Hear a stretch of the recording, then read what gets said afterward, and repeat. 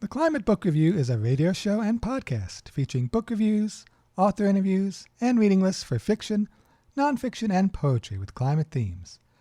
The Climate Book Review airs every Friday at 10:30 a.m. Central on WDBX 91.1 FM, solar-powered community radio for Southern Illinois. You can also find the show online at wdbx.org, climatebookreview.com, and on your favorite podcast app or site. The Climate Book Review is hosted by me, Tree Song. The two main segments of the show are the Climate Book of the Week and the Climate Reading List of the Week. If you have suggestions for the show, please email us at info@climatebookreview.com.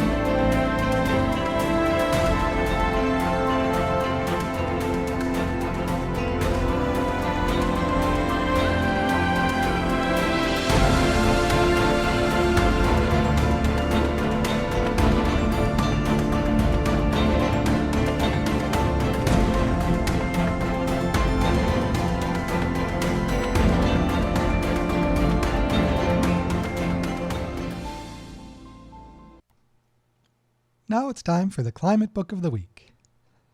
This week's Climate Book of the Week is Troubled Waters by Mary Anise Seglar. I've been looking forward to this, to reading it and reviewing it for, since it came out. I mean, honestly, since before it came out. I pre-ordered it. But this is an exciting book that I've been looking forward to reviewing for a while now. And it's quite the story to tell. There's more than one way for a family to deal with generational trauma. And there's more than one way for a family to respond to systemic racism and the climate crisis. Mary Anise Seglar's debut novel, Troubled Waters, tells an intense, compelling, and deeply personal story at the intersection of these themes.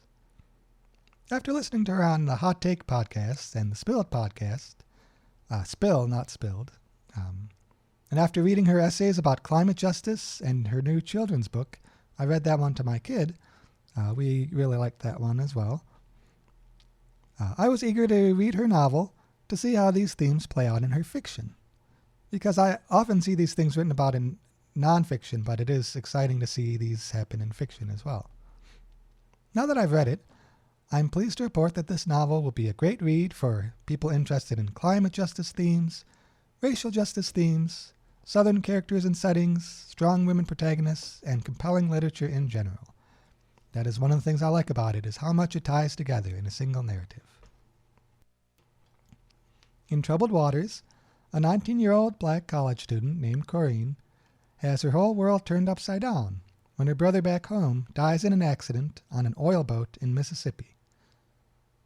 The fact that he died on an oil boat inspires her to make the connection between his death and the present and future death and suffering caused by the climate crisis. Her grief drives her to take action to commemorate her brother's loss and to hold the oil industry accountable. Her activism brings up older family trauma, including her grandmother's painful childhood experiences desegregating the public school she attended in Nashville. And this was part of the history I learned along the way. I didn't know that Nashville actually did some desegregation before some of the more famous examples. And this is inspired by the author's connection to that story. There's plenty to praise about this novel. The heavy focus on the three main characters, Corinne, her grandmother Cora, and to a lesser extent her uncle Harold, creates space for a deep dive into their individual and family history, their motivations, and their perspectives. This breathing room is especially important in a novel where climate grief and the generational trauma caused by white supremacy and systemic racism play such a central role in the story. We get the time and space to know these characters, their wounds, their conflicts, and their joys, so well that their struggles and their triumphs have that much more depth. Some of the best climate fiction I've read lately takes the exact opposite approach. The other prominent climate fiction novels like Termination Shock, Ministry for the Future, and The Deluge, they introduce an expansive ensemble cast of characters, lots and lots of characters, whose individual stories unfold in the context of a sprawling narrative that leads into all of those speculative elements. But that ends up demanding an astronomical page count to realize its full vision. As much as I enjoyed those other novels, I greatly appreciated the opportunity here to read a climate fiction novel like Troubled Waters that was more heavily character-based and more traditionally literary in its grounding in present-day characters and their past experiences. There are so many climate stories to tell that take place in the here and now. This is a fact that often gets overlooked when addressing a societal crisis with such profound implications for our individual and collective futures. And the world sorely needs more stories like this, deeply personal stories that unfold at the intersection between climate justice and racial justice. Troubled Waters is also a love letter to the black Southern women at the center of the story. Cora is a black grandmother who survived some deeply traumatic experiences during the process of school desegregation. These experiences have left her with emotional scars that will still loom large in her life to the present day. She wants to shield her granddaughter from having similar or worse suffering at the hands of the white police and the racist system that employs them. Her granddaughter, Corinne, is a young black woman who's struggling to come to terms with that generational trauma, while she's also processing the newer trauma of her brother's death and her grief over the climate crisis. She doesn't want to burden her grandmother with the weight of her climate grief and her climate activism because she knows that Cora has already endured so much and already done her part for justice during the school desegregation era in Nashville. All of the supporting details of this story serve both to add to the depth and to celebrate the aspects of Corinne, Cora, and Harold's black Southern culture. The food and its role in the family, there's some great scenes in the kitchen and in the family eating together with that. The references to classic songs by black artists. I got some that I added to my list that I'd heard but hadn't made it onto my list. The descriptions of the places where the story unfolds, and the beautiful hummingbird garden where Cora finds comfort and healing in her moments of grief. Most of all, what makes Troubled Waters such a good read is that it tells a compelling story. All of the social justice themes and cultural references in the world won't make a novel compelling for most readers unless it's got that quality storytelling at the heart of the novel. With that storytelling present, the novel becomes both a moving experience and an entry point for the reader into the themes of the story. The three main characters, Corinne, Cora, and Harold, all experience their trauma and grief in different ways. The story of how each of them lives with their grief and works through their grief is a powerful tale of generational trauma and healing. And the discussion questions at the end of the book help ensure that readers reflect on the novel's themes of climate justice, racial justice, and the generational trauma and healing, instead of just reading a book for entertainment and then moving on to the next novel on their reading list. This helpful nature of the questions is true whether someone is reading the book on their own or reading and discussing it with a class or a book club, which this particularly lends itself to for several reasons. Reading Troubled Waters will give many readers the dual benefit of reading a thoroughly compelling tale and reflecting on broader issues in our community and our world. I am really glad I got the chance to read it. And once again, the title of it is Troubled Waters by Mary Anise Haglar.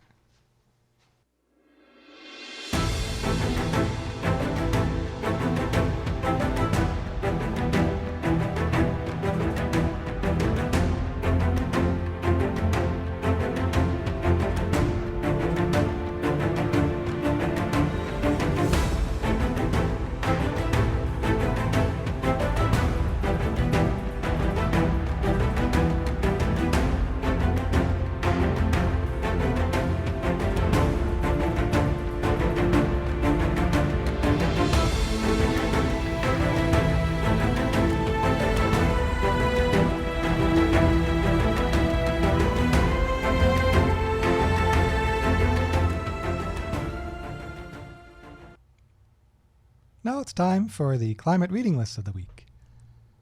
This week's Climate Reading List of the Week is Climate Fiction by Women.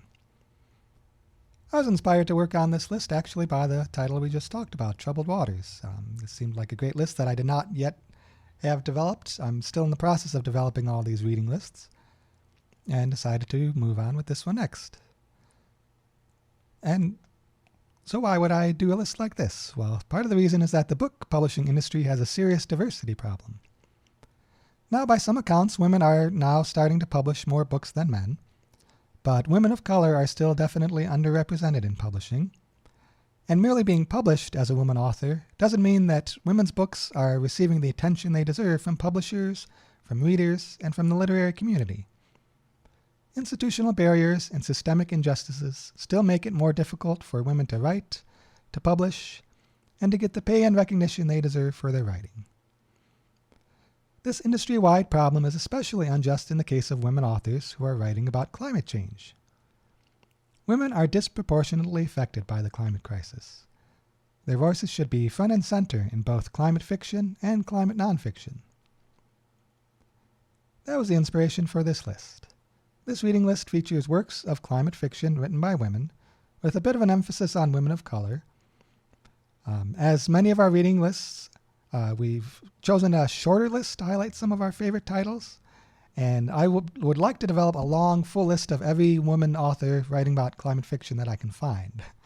But in the meantime, I'm starting with a much shorter and more manageable list of ones that I know and I'm familiar with, and I'm happy to share with you, the listener.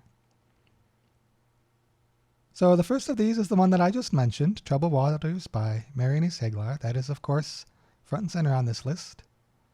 It's a great example both because of the fact that the author is a woman and because women are at the center of the story, which is not always the case even if you've got, one main character who's a woman. This is almost entirely a story about the women in this novel, although the Uncle Harold does play a significant role, but it's mostly the story of healing of the grandmother and granddaughter. Now, if you like Troubled Waters, or if you haven't read it but you would like children's books related to climate fiction, this is a great one that I also read by the same author. This is The World is Ours to Cherish by Mary Anise Haglar. So this hopeful picture book, written in the style of a letter, gives kids an honest take on climate change and urges them to band together to help the planet. And the inspiration for this was that the author was moving away from her, was it her nephew? A child in her life she was moving away from and was not going to be able to tell about the climate change as easily as they were growing up. So she wanted to tell the story of what she was thinking now to share with this wonderful child in her life. And so now it has become a tale that I read it to my child, other people can read it to their children. I like the message is it's not too late. If we work together and show a little more care, both for the environment and each other, we can keep this world beautiful. I also like the fact that it works for adults as well. It's got, the style and length of a children's book, but it's also kind of a poem and a reflection on climate change and banding together to help the planet. So let's talk about some of the other titles on the list. The next is Parable of the Sower by Octavia E. Butler. Almost any climate fiction list would be incomplete without this book. This acclaimed post-apocalyptic novel of hope and terror from an award-winning author. They say it pairs well with 1984 or The Handmaid's Tale. And the story is that when global climate change and economic crises lead to social chaos in the early 2020s, does any of that sound familiar? This was written in when was this? 1990s? It doesn't have the date here, but it was, I think, early mid-1990s. And she foresaw social chaos and climate change and economic crises in the early 2020s, which seems pretty prescient if you ask me.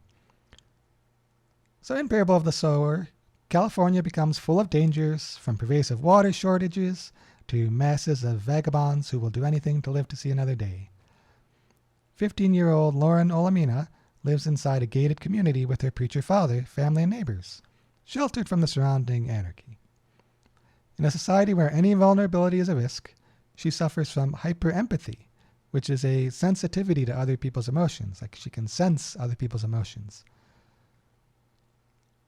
Precocious and clear-eyed, Lauren must make her voice heard in order to protect her loved ones from the imminent disasters that her small community stubbornly ignores. But what begins as a fight for survival soon leads to something much more, the birth of a new faith, and a startling vision of human destiny.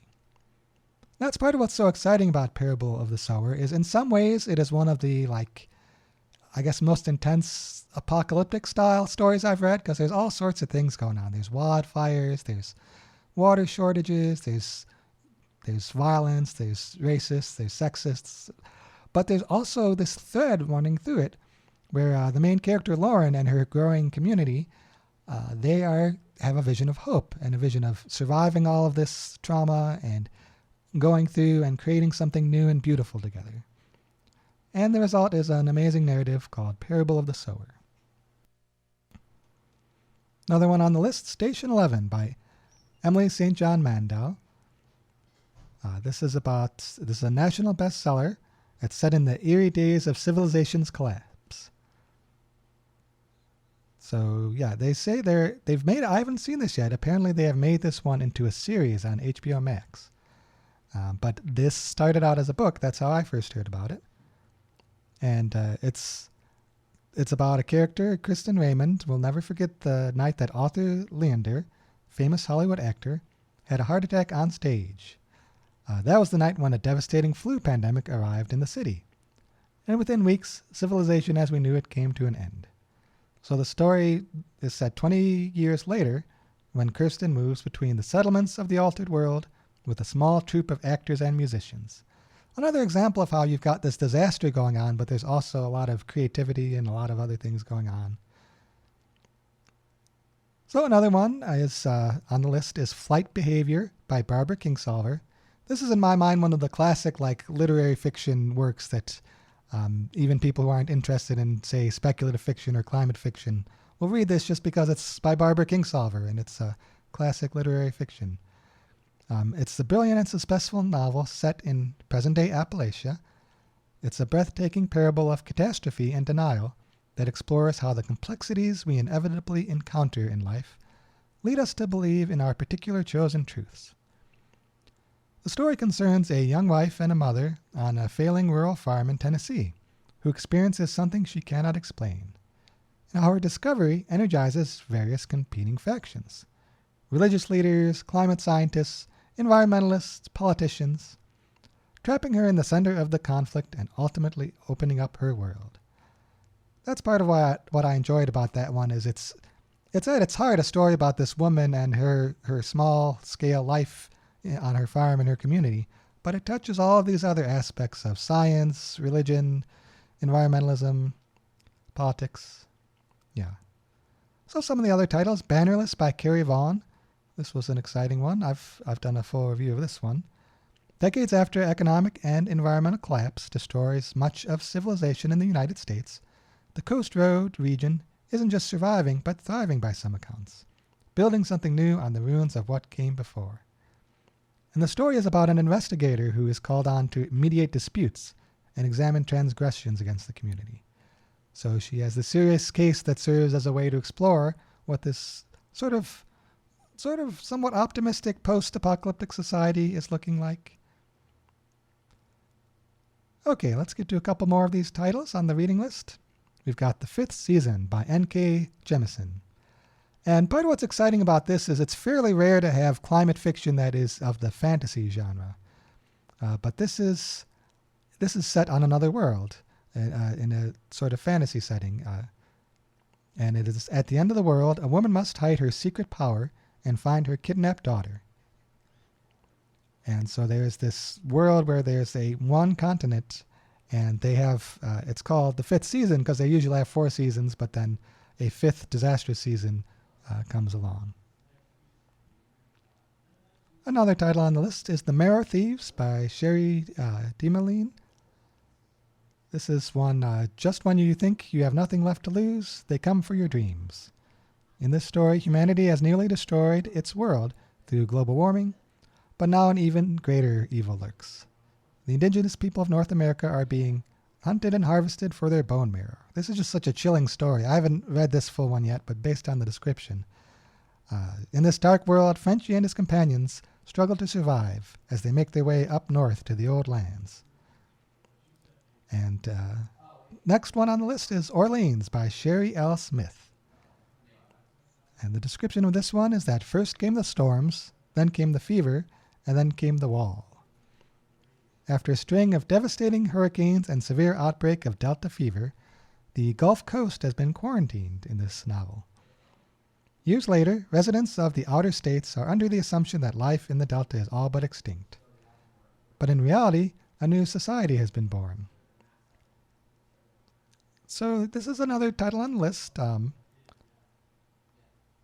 If you want more of this list, or more of the other titles that will be added to it, you can email me at info@climatebookreview.com. In the meantime, I hope you enjoy the books that we've listed so far.